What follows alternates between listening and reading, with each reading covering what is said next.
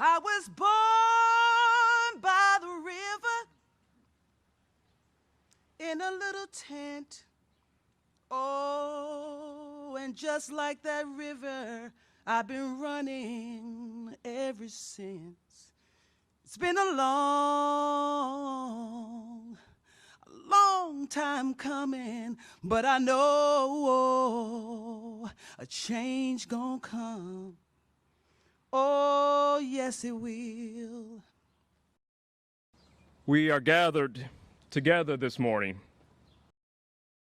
on this occasion that was tragic and horrendous.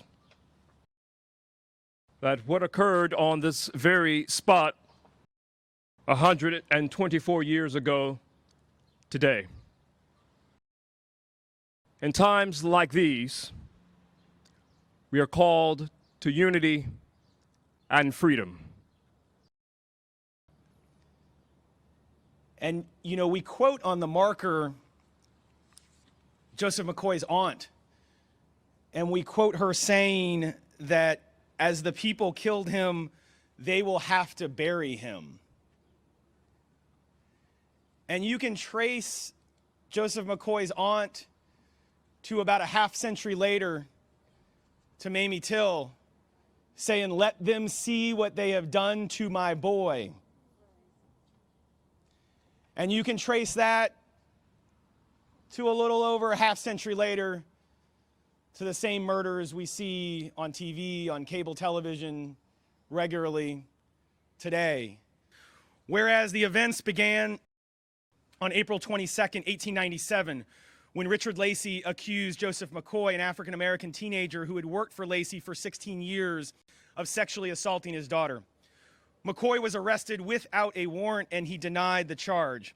And whereas McCoy was locked in a cell at the Alexandria Police Station House, the current location of City Hall, and whereas Joseph McCoy was pulled from his cell and dragged to the southeast corner of Cameron and Lee Streets, the devastating effects of the assault upon his body were described in a Washington Post article.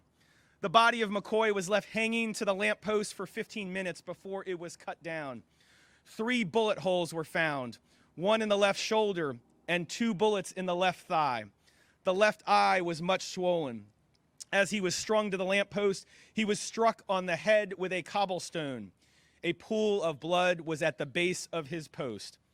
And whereas the city of Alexandria condemns such acts and apologizes for its lynching history, the city seeks to inform all of our past and our troubled racial history and to bear witness to those atrocities.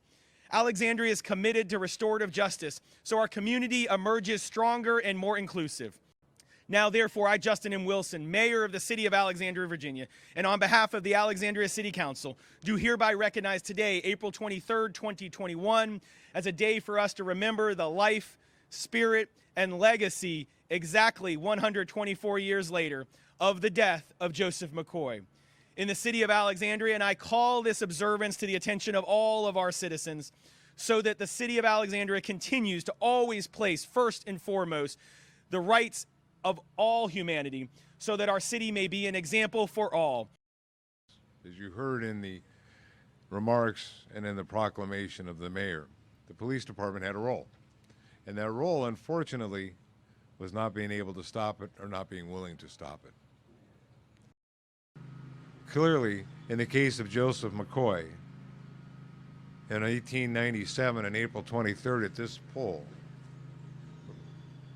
we didn't do our job. We own that. Filling in blanks for Joseph McCoy.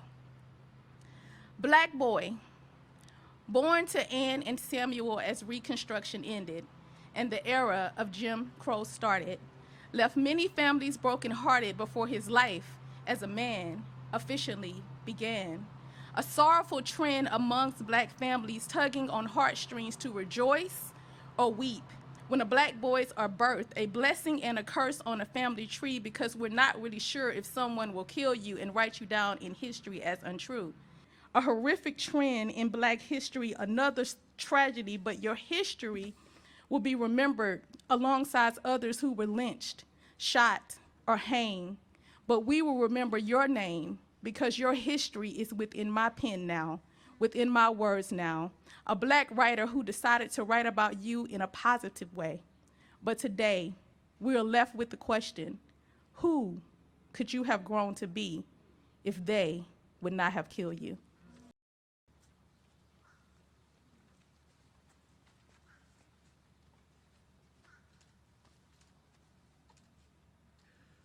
On a lamppost at this corner on April 23, 1897, Black Alexandria teenager Joseph H. McCoy was lynched. No officials or law enforcement officers were held accountable, and no members of the white mob were ever arrested for McCoy's murder. Several black men, however, were arrested based on rumors of retaliation.